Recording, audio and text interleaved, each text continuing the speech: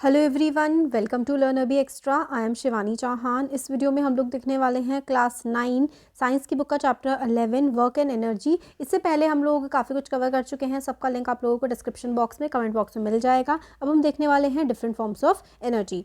तो kinetic energy होती है, पोटेंशियल। ये देखिए यहाँ पर आप लोगों को दिख रही हैं कि कौन कौन सी वेरियस फॉर्म्स होती है एनर्जी की। तो kinetic energy, potential, chemical, heat, sound, light, electrical energy होती है, सोलर जो कि हमें सूरज से मिलती है, विंड हवा से एनर्जी भी जनरेट हो जाती है, ओशन वेव एनर्जी जो कि समुद्र की लहरें होती हैं उनसे बनने वाली एनर्जी होती है, ओशन थर्मल एनर्जी यानी कि जो टेम्परेचर डिफरेंस होता है ना ओशन में, जैसे ओशन बहुत गहरा होता है, ऊपर की जो सतह वाली होती है वो गर्म होती है एज़ कम्पेयर टू जो नीचे वाला होता है वो ठंडा होता है। तो उसका जो टेम्परेचर डिफरेंस होता है उसकी वजह से भी हम लोग एनर्जी प्रोड्यूस कर सकते हैं।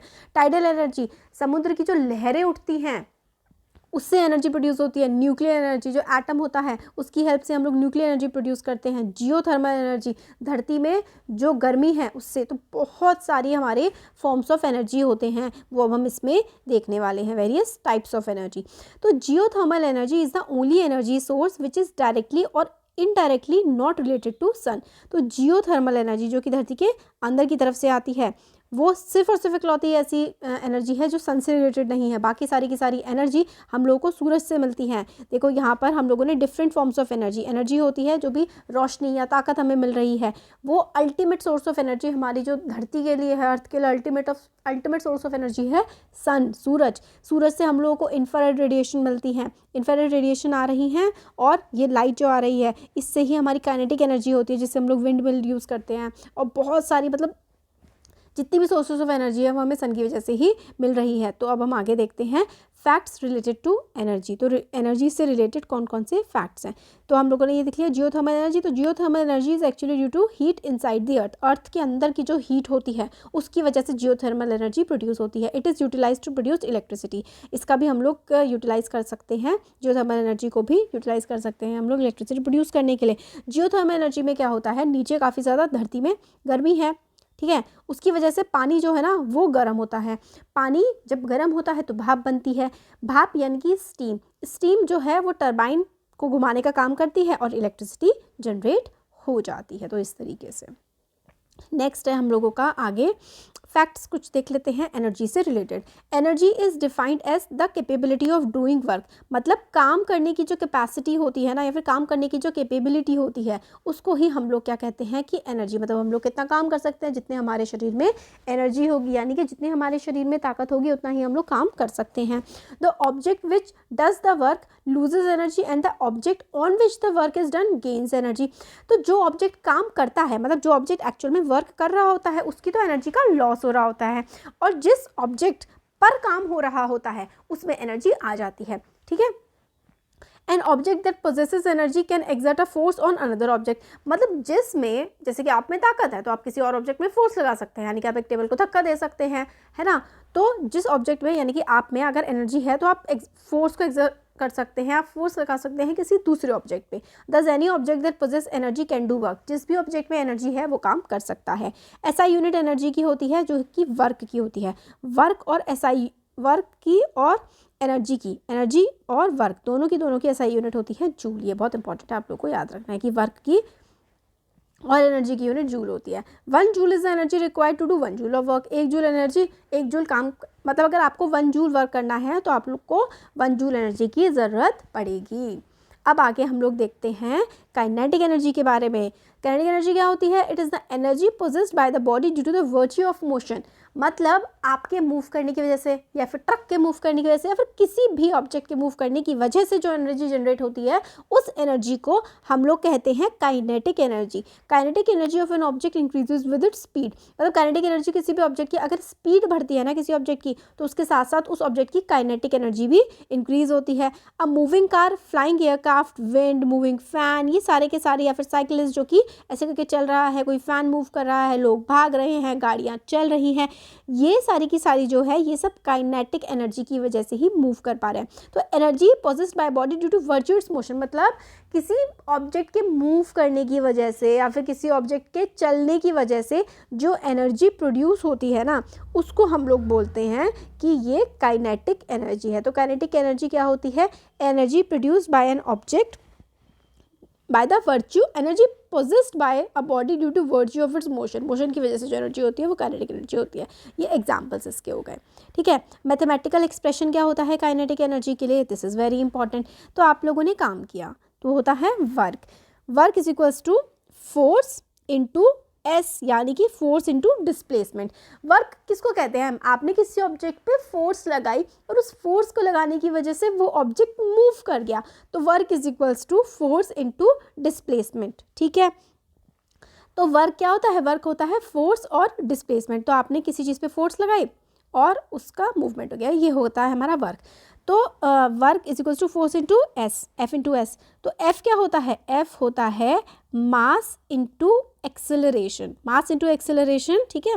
तो मास होता है एम, एम होता है हमारा यहाँ पर मास, और ए जो है ये होता है एक्सेलरेशन, ठीक है। तो इसलिए हम फोर्स की जगह हम लोग एम इंटू ए रख देते हैं और यहाँ पे एस है। अब हम ये एम और ए है, अब यहाँ पे देखो ये जो होता है ना एस डिस्प्लेसमेंट, इसकी जगह हम लोग v square minus u square upon 2a रख देते हैं डिस्प्लेसमेंट का मतलब, ठीक है। V square minus u square, s जो होता है एस का फॉर्मूला हम लोगों ने पढ़ा था ना इससे पहले जो चैप्टर था मोशन, उसमें एस ये होता है v square minus u square, यानी कि final velocity minus initial velocity upon 2 into acceleration. तो हम लोग ये रख देते हैं, ठीक है, एस की जगह रख सकते हैं। फिर उसके बाद हम लोग इस तरीके से करते हैं, यहाँ पर देखो अब ये बन रहा था, इधर देखो m into a into v square minus u square upon 2a, ये स्लैश में 2a है ना। अब देखो ये भी ए था ये भी ए है, तो काट दिया हमने इनको। तो हमारे पास क्या बचेगा, अब हमारे पास इधर देखो m into v square minus u square upon 2, m into v square minus u square upon 2, ये चीज़ हम लोगों के पास यहाँ पर बन जाएगी, ठीक है। ये हो जाएगा the work done is equals to the change in the kinetic energy of an object. तो वर्क कितना होता है, जितनी भाई चेंज होती है काइनेटिक एनर्जी उतना ही काम होता है। तो काइनेटिक एनर्जी का फॉर्मूला हमारे पास आ जाएगा m into v square minus u square by 2, ये हमारा काइनेटिक एनर्जी का एक्सप्रेशन आ जाएगा। होपफुली आप लोगों को ये समझ आएगा। एस जो है हम लोगों ने मोशन वाले चैप्टर में पढ़ा था, वो वैल्यू हमने पुट करी है, और एफ की जगह एफ का फॉर्मूला होता है मास इनटू एक्सेलरेशन, तो वैल्यूज पुट करी हैं और हमने ये निकाला है।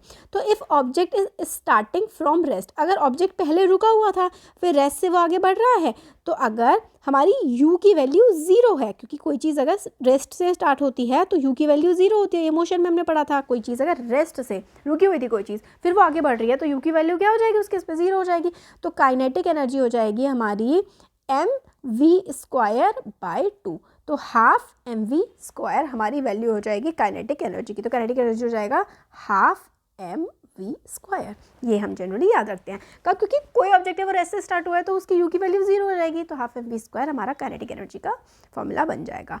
अब देखते हैं हम लोग पोटेंशियल एनर्जी क्या होती है।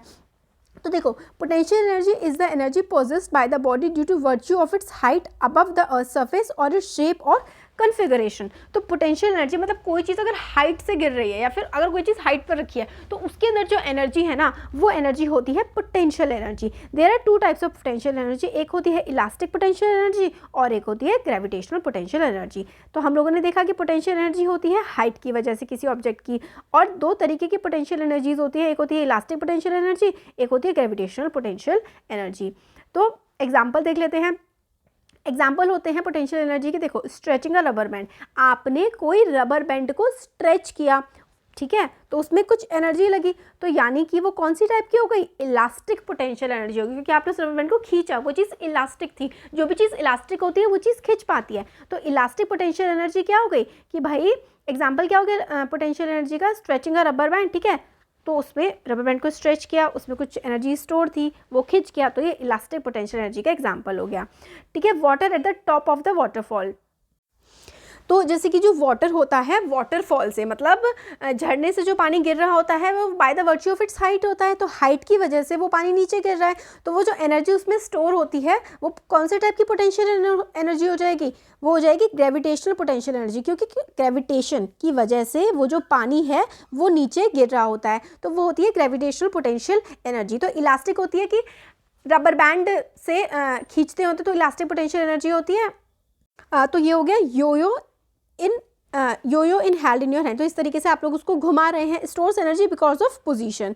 और ड्राइंग अ बो, आप लोग कोई बो खींच रहे हैं तो आप लोग उसमें कुछ स्ट्रेस लगा रहे हैं, तो stores energy because of its position. तो ये हम लोगों ने पोटेंशियल एनर्जी देखा। तो इस वीडियो में हमने एक तो काइनेटिक एनर्जी के बारे में देखा, पोटेंशियल एनर्जी के बारे में देखा, और हम लोगों ने देखा कि कितने टाइप की एनर्जी होती है और अल्टीमेट सोर्स ऑफ एनर्जी होता है सन। आगे के वीडियोज़ में हम आगे के टॉपिक्स कवर करेंगे। Thank you.